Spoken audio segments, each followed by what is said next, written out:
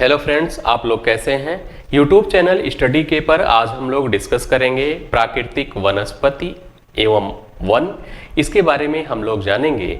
जैसा कि हम जानते हैं कि प्राकृतिक वनस्पति किसे कहते हैं। ऐसे पेड़ पौधों का समूह जो बिना किसी हस्तक्षेप अथवा मानवीय गतिविधियों के द्वारा उगता है और अपनी वृद्धि करता है, उसे ही हम लोग प्राकृतिक वनस्पति कहते हैं।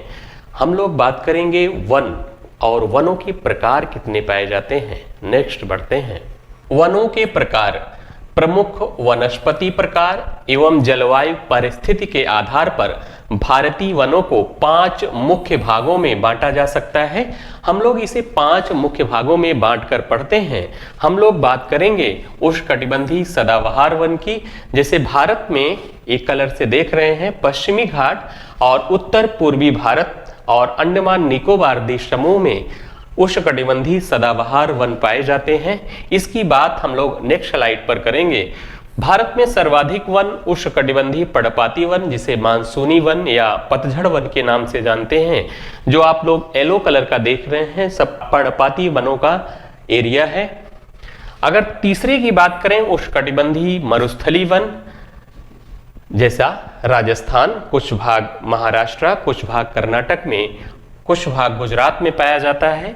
चौथे की हम बात करेंगे पर्वतीय वन की और पांचवे की हम बात करेंगे मैंग्रोव वन की बात करेंगे। मैप के माध्यम से समझ रहे होंगे कि पर्वतीय वन जम्मू कश्मीर, हिमाचल प्रदेश, उत्तराखंड, सिक्किम और अरुणाचल प्रदेश में पाए जा रहे हैं। वहीं मैंग्रोव वन पश्चिम बंगाल और नदियों के डेल्टाओं में, जैसे यहाँ महानदी, गोदावरी और गुजरात में ये वन पाए जाते हैं। नेक्स्ट स्लाइड में हम लोग एक एक वन के बारे में जानेंगे कि एग्जाम से कौन से क्वेश्चन इससे बनेंगे। जैसे इसमें प्रश्न करता है कि इसकी विशेषताएं क्या हैं, जैसे उष्णकटिबंधीय सदाबहार वन की विशेषताएं क्या हैं, पूछेगा कि एक वन कहाँ पाए जाते हैं, इसमें और किस प्रकार के वृक्ष पाए जाते हैं। नेक्स्ट स्लाइड पर हम लोग बात करते हैं। उष्णकटिबंधीय सदाबहार वन। उष्णकटिबंधीय सदाबहार वन कहाँ पाए जाते हैं, अगर प्रश्न करे तो बताएंगे जिन स्थानों पर वार्षिक वर्षा 200 सेंटीमीटर से अधिक होती है, 200 सेंटीमीटर से अधिक वार्षिक वर्षा हो और तापमान 22 डिग्री सेल्सियस से अधिक रहता है, वहां पर कौन से वन पाए जाते हैं, तो बताएंगे उष्णकटिबंधीय सदाबहार वन पाए जाते हैं। अगर प्रश्न पूछे कि जिन स्थानों पर वार्षिक वर्षा 200 सेंटीमीटर से अधिक होती है, वहां किस प्रकार के वन पाए जाते हैं, तो बताएंगे उष्णकटिबंधीय सदाबहार वन पाए जाते हैं। इनकी कुछ विशेषताएं हैं, जैसे आर्द्रता अधिक होने के कारण ये वन हमेशा हरे भरे रहते हैं। अगर प्रश्न आए कि कौन से वन हमेशा हरे भरे रहते हैं, तो बताएंगे उष्णकटिबंधीय सदाबहार वन हमेशा हरे भरे रहते हैं। कौन से वन हैं जो बहुत घने होते हैं, अगर घने पर आए तो बताएंगे उष्णकटिबंधीय सदाबहार वन। अगर प्रश्न करे कि वृक्षों में किसमें विविधता पाई जाती है, अर्थात एक ही क्षेत्र में विभिन्न प्रजातियों के वृक्ष पाए जाते हैं या वनस्पतियां पाई जाती हैं, तो बताएंगे उष्णकटिबंधीय सदाबहार वन में ये पाए जाते हैं। और इनकी एक मुख्य विशेषताएं रही, वर्ष भर हरे भरे रहेंगे, बहुत घने होते हैं और वृक्षों में विविधता पाई जाती है। औसतन 60 मीटर ऊंचे वृक्ष मिलते हैं। औसतन इससे भी अधिक ऊंचे वृक्ष उष्णकटिबंधीय सदाबहार वन में मिलते हैं। औसतन 60 मीटर ऊंचे वृक्ष मिलते हैं। जैसा कि हम लोग जान रहे हैं, ये वन पश्चिमी घाट, उत्तर पूर्व भारत और अंडमान निकोबार द्वीप समूह में सदाबहार वन पाए जाते हैं। नेक्स्ट स्लाइड पर हम लोग बात करते हैं। सर्वाधिक जैव विविधता इसी प्रकार के वनों में पाई जाती है। जैव विविधता से तात्पर्य है इस प्रकार के वनों में जीवों की विभिन्न प्रजातियां, साथ ही वनस्पतियों की विभिन्न प्रजातियां पाई जाती हैं, जिसे हम लोग जैव विविधता कह रहे हैं। और इसी प्रकार के वनों में सर्वाधिक जैव विविधता पाई जा रही है। वहीं अगर क्षेत्र की बात करें कि कहां कहां ये मिलते हैं, तो हम लोगों ने जाना कि ये पश्चिमी घाट, उत्तर पूर्वी भारत अर्थात पूर्वी हिमालय, अंडमान निकोबार द्वीप समूह में ये वन पाए जाते हैं। नंबर 1 उत्तर लगाएंगे पश्चिमी घाट, दूसरा उत्तर पूर्वी भारत या पूर्वी हिमालय, तीसरा लगाएंगे अंडमान निकोबार द्वीप समूह में ये वन पाए जाते हैं। हम लोग जलवायु जब पढ़ रहे थे तो हम लोगों ने जाना था कि वर्षा कहाँ सर्वाधिक होती है। नेक्स्ट बात करेंगे कि इसमें मुख्य वृक्ष कौन कौन से हैं। इसमें है महोगनी, आप लोग जान रहे हैं महोगनी, इसको डबल क्लिक कर लेंगे, ये याद रखेंगे, अक्सर पूछता है। साथ ही एबनी, आबुनुस मिल रहा है, रोजवुड, एनी, बांस मिल रहा है, साथ ही आयरनवुड जिन्हें लॉ कास्ट कह रहे हैं, और सिनकोना इस प्रकार के वनों में पाए जाते हैं। आप लोग ध्यान रखेंगे महोगनी, एबनी, रोजवुड, एनी, बांस, आयरनवुड और सिनकोना ये वृक्ष उष्णकटिबंधीय सदाबहार वन के हैं। हम लोग बात करेंगे अर्ध सदाबहार वन किसे कहते हैं। जैसे हम लोग जान रहे हैं कि जहां 200 सेंटीमीटर से अधिक वर्षा होती है वहां पर उष्णकटिबंधीय सदाबहार वन पाए जाते हैं। कुछ क्षेत्र पर्णपाती वनों का और सदाबहार वनों का मिश्रित क्षेत्र होता है, जिसे कहते हैं संक्रमित क्षेत्र या संक्रमण होता है, उसे ही अर्ध सदाबहार वन कहते हैं। इन्हीं क्षेत्रों में अपेक्षाकृत कम वर्षा वाले भागों में पाए जाते हैं। ये वन सदाबहार और आर्द्र पर्णपाती वनों के मिश्रित रूप होते हैं। हम लोग आगे पर्णपाती वन पढ़ेंगे। पर्णपाती वन दो प्रकार के हैं, आर्द्र पर्णपाती वन और शुष्क पर्णपाती वन।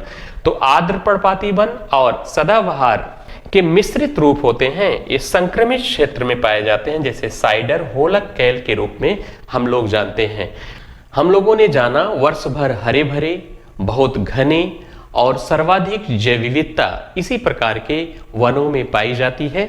हम लोगों ने इसके बारे में बात की।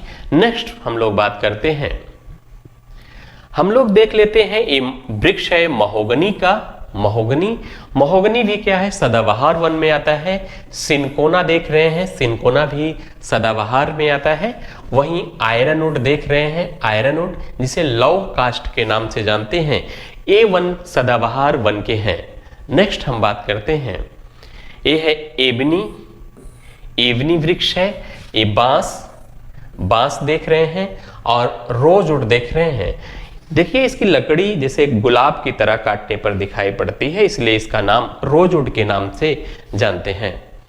तो हम लोगों ने वन सदाबहार में कौन कौन से पढ़े, महोगनी, सिनकोना, आयरनवुड, एबनी, बांस, रोजवुड। इसको याद रखेंगे, ये वृक्ष किसके हैं, उष्णकटिबंधीय सदाबहार वन के हैं। नेक्स्ट स्लाइड पर बात करते हैं, उष्णकटिबंधीय पर्णपाती वन या इसे पतझड़ वन के नाम से भी जानते हैं, मानसूनी वन के नाम से भी इसे जानते हैं।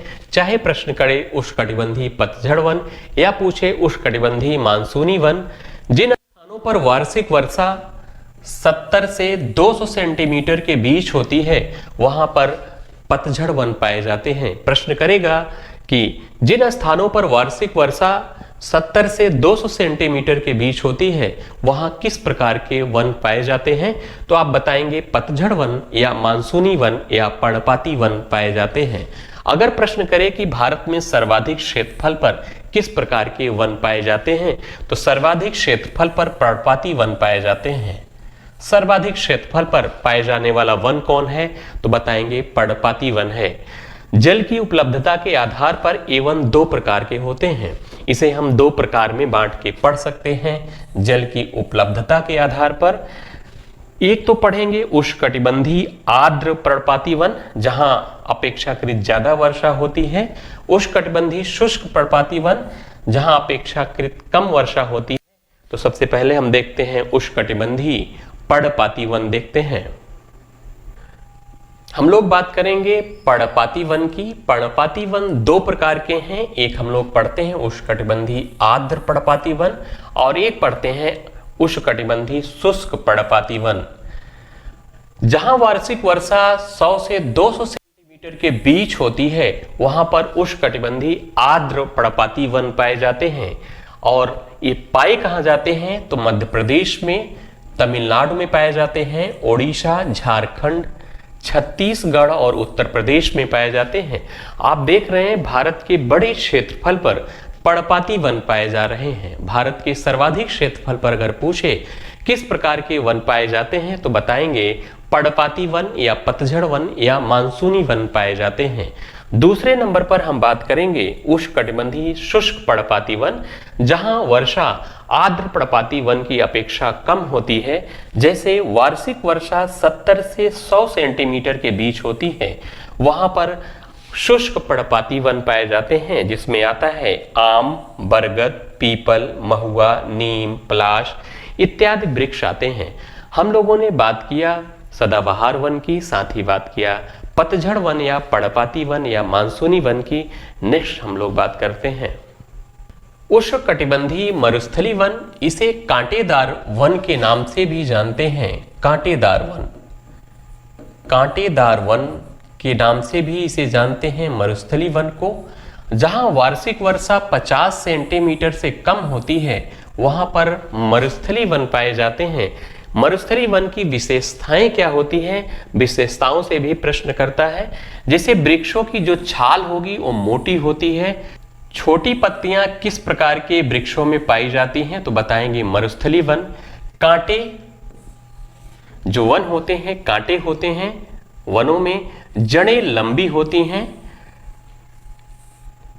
पानी का अत्यधिक वाष्पोत्सर्जन ना हो, इसके लिए मरुस्थलीय वन अपनी पत्तियों को कांटों में बदल लेते हैं और इनकी जड़ें बहुत लंबी होती हैं, पानी की तलाश में बहुत लंबी चली जाती हैं। अगर पूछे कि किस प्रकार के वनों में जड़ें बहुत लंबी पाई जाती हैं, तो बताएंगे मरुस्थलीय वन।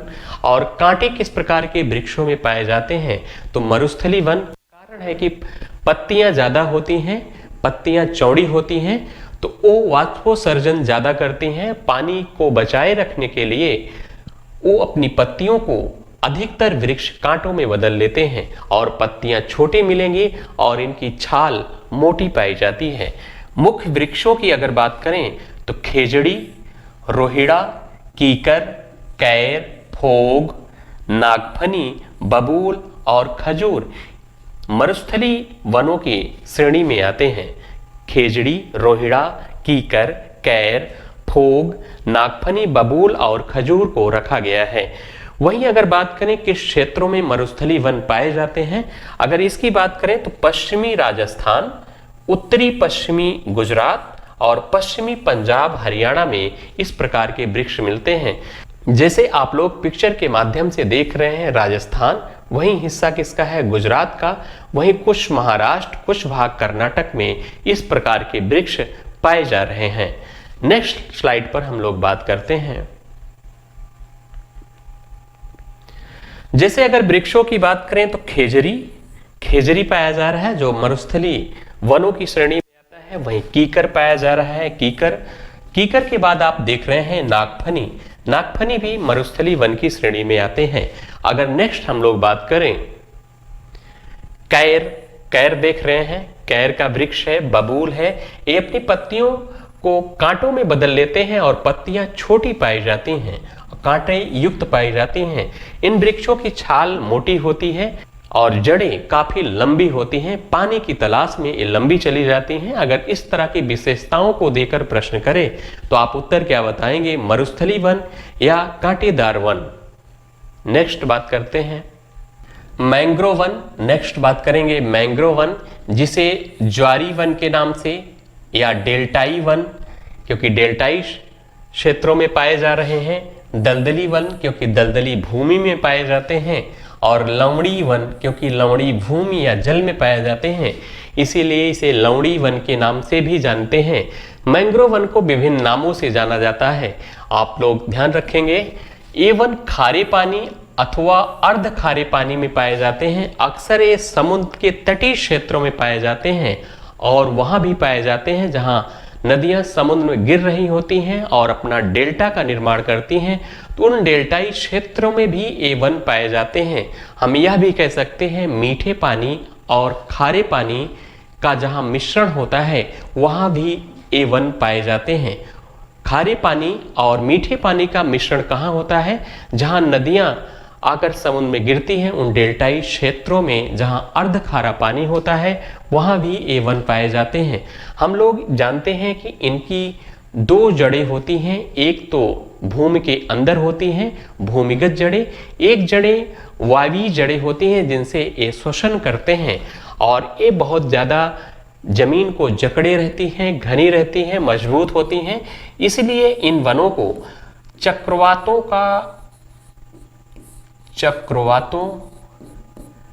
से समुद्र तट की रक्षा करते हैं। ये वन चक्रवातों से समुद्र तट की रक्षा करते हैं। अगर प्रश्न आए कि वे कौन से वन हैं जो चक्रवातों से समुद्र तट की रक्षा करते हैं, तो आप बताएंगे मैंग्रोव वन, ज्वारी वन, डेल्टाई वन या दलदली वन या लवणी वन करते हैं। ये वन अगर प्रश्न करे कहाँ पाए जाते हैं तो बताएंगे भारत में ये वन सर्वाधिक कहाँ मिलते हैं, पश्चिम बंगाल में, गुजरात में पाए जाते हैं और अंडमान निकोबार द्वीप समूह में, साथ ही गंगा, ब्रह्मपुत्र, स्वर्णरेखा, महानदी आदि नदियों के डेल्टाई क्षेत्रों में इस प्रकार के वन पाए जाते हैं।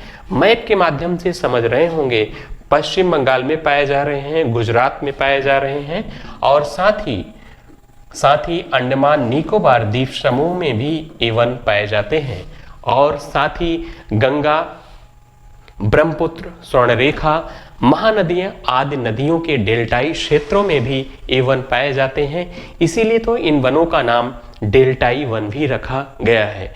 नेक्स्ट स्लाइड पर हम लोग बात करते हैं मुख्य वृक्ष कौन कौन से हैं, जैसे सुंदरी, केवड़ा, इन सबको मैंग्रोव वनस्पतियों के नाम से हम जानते हैं। जैसे चित्र के माध्यम से जान रहे हैं, कुछ जड़ें इनकी भूमिगत होती हैं और कुछ जड़ें वायवीय होती हैं जो हवा में होती हैं। इनसे ये वन श्वसन करते हैं। जैसे सुंदरी का वृक्ष है जिसके नाम पर विश्व का सबसे बड़ा डेल्टा, सुंदरवन का डेल्टा पड़ा, सुंदरी का वृक्ष है जो एक मैंग्रोव वनस्पति है। साथ ही देख रहे हैं केवड़ा, ये भी मैंग्रोव वनस्पति है। नेक्स्ट हम लोग बात करते हैं पर्वतीय वन की। पर्वतीय क्षेत्र में ऊंचाई के साथ तापमान घटने के साथ साथ प्राकृतिक वनस्पति में भी बदलाव आता है। हम लोग जैसे मैंग्रोव वनस्पतियों को पढ़े तो उसमें हम लोगों ने देखा वर्षा के आधार पर इसे विभाजित नहीं किया गया है। साथ ही पर्वतीय वनों को भी वर्षा के आधार पर विभाजित नहीं किया गया है और तापमान घटने के साथ साथ प्राकृतिक वनस्पतियां भी क्या होती हैं, बदल जाती हैं और इन वनों को दो भागों में बांटा गया है। एक तो उत्तरी पर्वतीय वन कहते हैं, दूसरे को दक्षिणी पर्वतीय वन कहते हैं। जो हिमालय पर्वत पर वन पाए जा रहे हैं उनको उत्तरी पर्वतीय वन और दक्षिण भारत में जो प्रायद्वीपीय भारत में वन पाए जा रहे हैं उनको दक्षिणी पर्वतीय वन कहते हैं। कहने का तात्पर्य है जो प्रायद्वीपीय भारत में पहाड़ियां हैं उन पर जो वन पाए जा रहे हैं दक्षिणी पर्वतीय वन और जो हिमालय पर पाए जा रहे हैं उनको उत्तर पर्वतीय वन के नाम से जानते हैं। इन वनों को दो भागों में बांटकर हम लोग पढ़ते हैं। नेक्स्ट बात करते हैं उत्तरी पर्वतीय वन। इसमें हम लोग जानते हैं शीतोष्ण कटिबंधीय वन पाए जाते हैं। जैसे 1500-2500 मीटर की ऊंचाई पर जो वन मिलते हैं उनको शीतोष्ण कटिबंधीय वन के नाम से जानते हैं। ये उत्तरी पर्वतीय वन के क्षेत्र में आते हैं, अर्थात पर्वतीय वन ही है। जैसे हम ऊंचाई प्राप्त करते जाते हैं वृक्ष शंक्वाकार होते जाते हैं। जैसे हिमालय से जो भूमि नीची है अर्थात कम ऊंचाई पर है, समुद्र तल से लेवल पर है या कम ऊंचाई पर है, वहां पर शीतोष्ण कटिबंधीय वन पाए जा रहे हैं जिसमें मुख्यतः देवदार आ रहा है। ध्यान रखेंगे देवदार पूछा जाता है अक्सर कि देवदार किस प्रकार का वन है, तो आप बताएंगे पर्वतीय वन है। ओक भी पूछा जाता है, ध्यान रखेंगे। दूसरे पर बात करेंगे तो कोणधारी वन आते हैं। कोणधारी वन 2500 मीटर से 4500 मीटर की ऊंचाई के बीच कोणधारी वन पाए जाते हैं जिनमें मुख्य वृक्ष चीड़, फर, स्प्रूस और ब्लू पाइन आते हैं। और तीसरे नंबर पर आता है हम लोग जानते हैं टुंड्रा वनस्पति, जिसमें अधिक ऊंचाई पर जब हम लोग जाते हैं तो वृक्ष नहीं मिलते हैं बल्कि कुछ घास और शैवाल मिलते हैं। हम लोग जानते हैं कि शैवाल से पूरे विश्व में सर्वाधिक लगभग 70% O2 का उत्सर्जन शैवाल ही करते हैं। अगर प्रश्न आए सर्वाधिक ऑक्सीजन का प्रोडक्शन कौन करते हैं, उत्पादन कौन करते हैं, शैवाल ही करते हैं। शैवाल का मतलब है देशी भाषा में अगर समझा जाए तो जिसे काई के नाम से जानते हैं। टुंड्रा वनस्पतियां भी मिल रही उत्तरी पर्वतीय वन में, कोणधारी वन भी मिल रहे हैं, क्योंकि जैसे ही हिमालय की ओर जाते हैं, पर्वतों की ओर जाते हैं, अगर ऊंचाई जितना प्राप्त करते जाते हैं वृक्षों का आकार बदलता जाता है, अर्थात वो शंक्वाकार होते जाते हैं। हम लोगों ने जाना कि पर्वतीय वनों में देवदार, ओक, चीड़, फर, स्प्रूस, ब्लू पाइन, घास और शैवाल पाए जा रहे हैं। नेक्स्ट बात करते हैं, दक्षिणी पर्वतीय वन मुख्यतः भारत के प्रायद्वीपीय भाग में पश्चिमी घाट, विंध्याचल और नीलगिरी पहाड़ियों पर पाए जाते हैं, जिनमें हम लोग जानते हैं नीलगिरी, अन्नामलाई और पानलनी पहाड़ियों पर पाए जाने वाले शीतोष्णकटिबंधीय वनों को शोलास के नाम से जानते हैं। ये प्रश्न आ सकता है, ध्यान रखेंगे।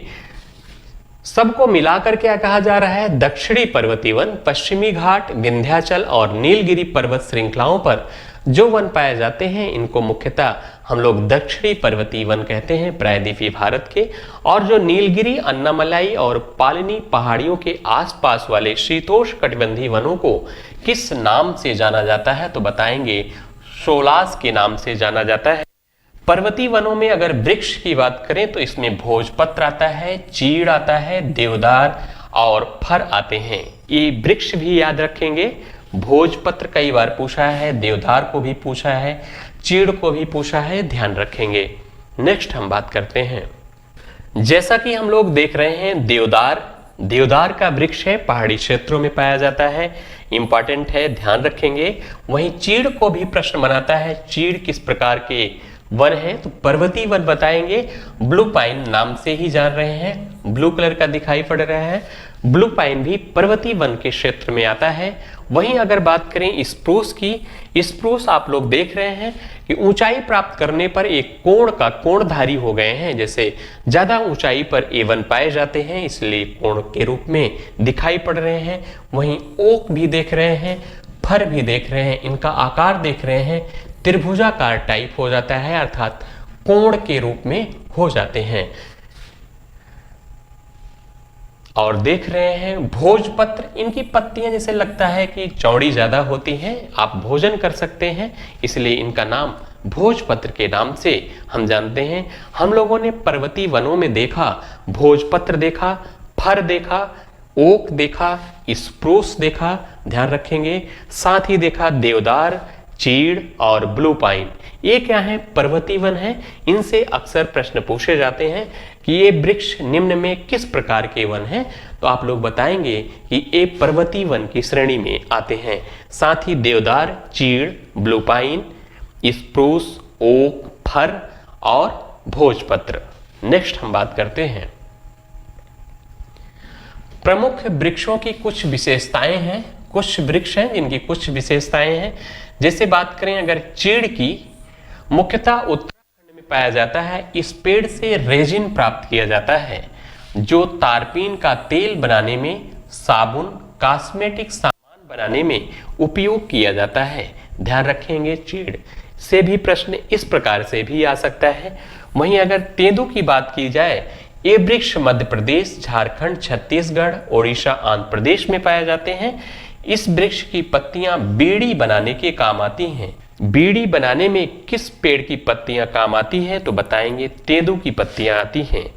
एक वृक्ष है विलो, यह उत्तर पश्चिमी हिमालय में पाया जाता है, जिसे क्रिकेट के बल्ले बनाने में इसका प्रयोग किया जाता है। अगर प्रश्न करें कि क्रिकेट के बल्ले बनाने में किस वृक्ष का प्रयोग किया जाता है, तो आप बताएंगे विलो का प्रयोग किया जाता है। नेक्स्ट हम लोग बात करते हैं, वन से संबंधित कुछ आंकड़े हैं जिनकी हम लोग बात कर लेते हैं, क्योंकि इससे भी प्रश्न बनेंगे। स्वतंत्रता प्राप्ति के बाद पहली राष्ट्रीय वन नीति कब आई, अगर बात करें तो 1952 में घोषित की गई थी, जिसे 1988 में संशोधित करके राष्ट्रीय वन नीति 1988 की घोषणा की गई। इस वन नीति के अनुसार मैदानी भागों में कितने प्रतिशत वन होने चाहिए या कितने प्रतिशत वन रहने का लक्ष्य रखा गया, तो रखा गया 33% का।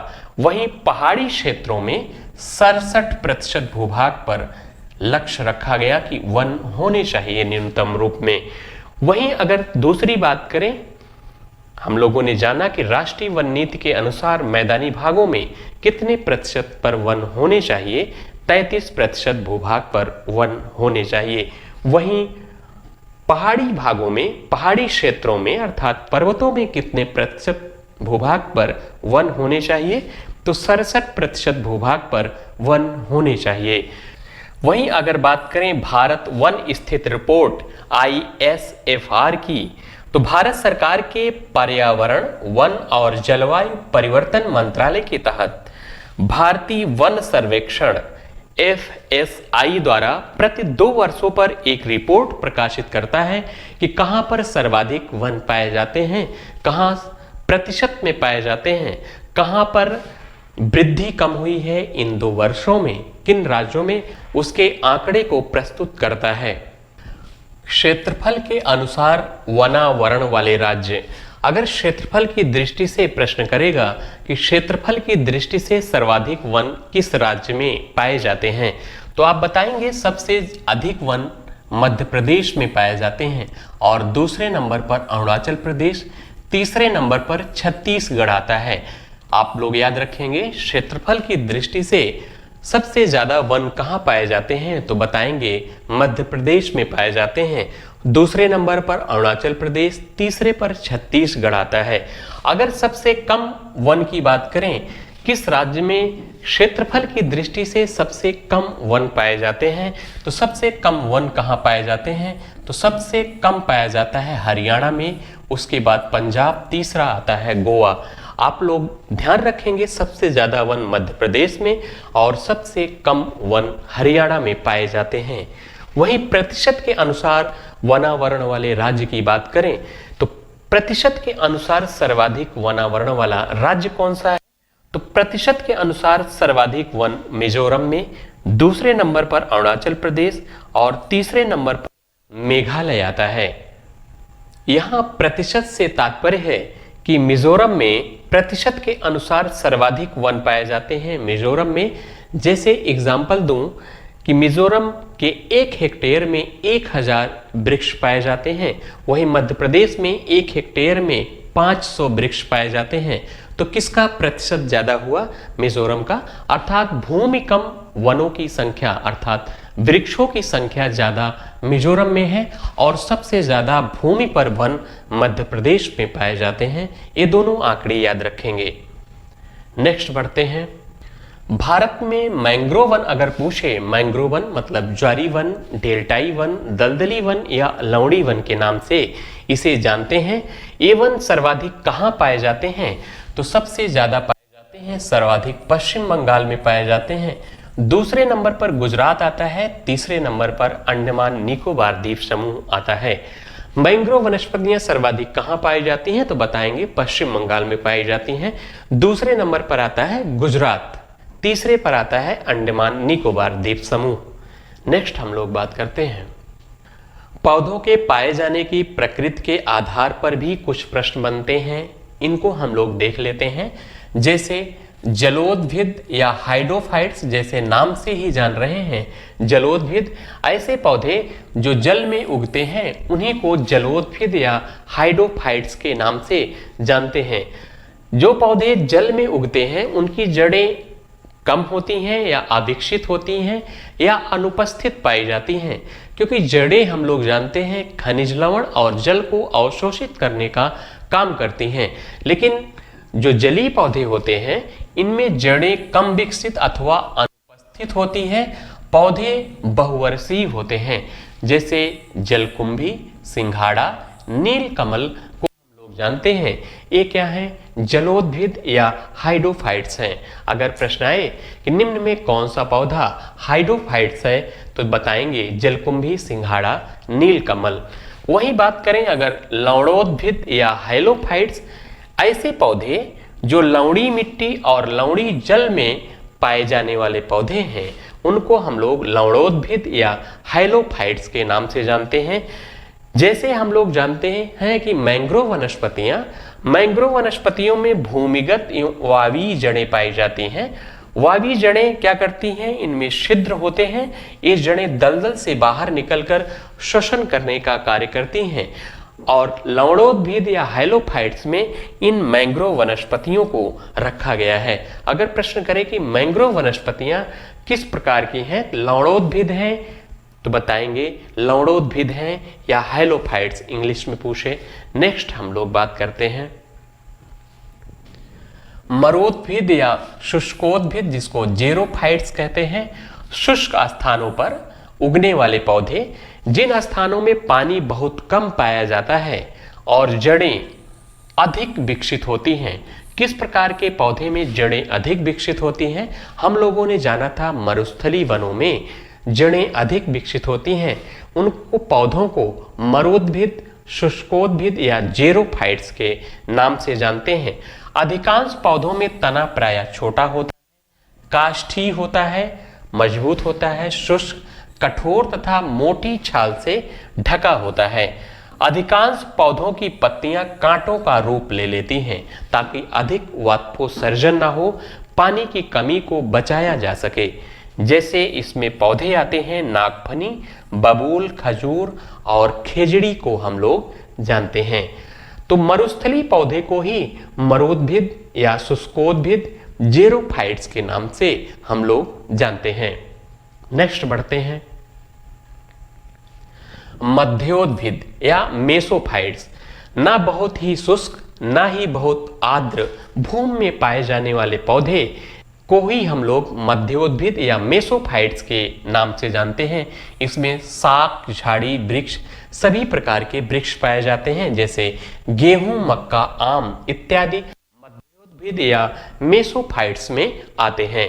वहीं क्रायोफाइट्स की अगर बात करें, टुंड्रा एवं शीत कटिबंध की वनस्पतियों को क्रायोफाइट्स के नाम से जानते हैं। हाइग्रोफाइट्स की अगर बात करें, दलदली एवं भूमध्य रेखी उष्ण आर्द्रता वाली वनस्पति को हाइग्रोफाइट्स के नाम से जाना जाता है।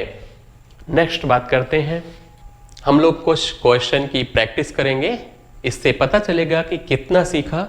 हम लोग चलते हैं, जो वन चक्रवातों के अवरोधकों का कार्य करते हैं वह वन कौन से हैं?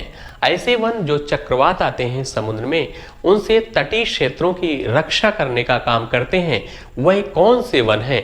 तो हम लोगों ने इसे पढ़ा ही, जिसे मैंग्रोव वन के नाम से जानते हैं। मैंग्रोव वन डेल्टाई वन या दलदली वन या लवणी वन के नाम से जानते हैं। इस समुद्र तटीय क्षेत्रों में और नदियों के डेल्टाई क्षेत्रों में, अर्थात जब नदियां समुद्र में गिरने को होती हैं तो उन डेल्टाई क्षेत्रों में मैंग्रोव वनस्पतियां पाई जाती हैं, जो चक्रवातों के अवरोधकों का कार्य करती हैं, समुद्र तटों की रक्षा करती हैं। देश के सर्वाधिक क्षेत्रफल पर किस प्रकार के वन पाए जाते हैं? तो किस प्रकार के वन पाए जाते हैं? हम लोगों ने जाना ही कि पतझड़ वन भारत के सर्वाधिक क्षेत्रफल पर पाए जाने वाले वन हैं। नेक्स्ट हम बात करते हैं, जिन स्थानों पर 50 सेंटीमीटर से कम वार्षिक वर्षा होती है वहां किस प्रकार के वन पाए जाते हैं? तो किस प्रकार के वन पाए जाएंगे? तो हम लोगों ने जाना कि जहां 50 सेंटीमीटर से कम वार्षिक वर्षा होती है वहां पर मरुस्थलीय वन पाए जाते हैं। मरुस्थलीय वनों की क्या विशेषताएं थी? ये पत्तियों को कांटों में बदल लेते हैं ताकि अधिक वाष्पोत्सर्जन ना हो, और इनकी जड़ें काफी लंबी, अर्थात काफी जमीन के अंदर चली जाती हैं पानी की तलाश में। इस तरह के प्रश्न आए तो आप बताएंगे क्या? मरुस्थलीय वन बताएंगे। इनमें पत्तियां छोटी होती हैं और इनकी छाल मोटी होती है, ये ध्यान रखेंगे। ये विशेषता मरुस्थलीय वन की है।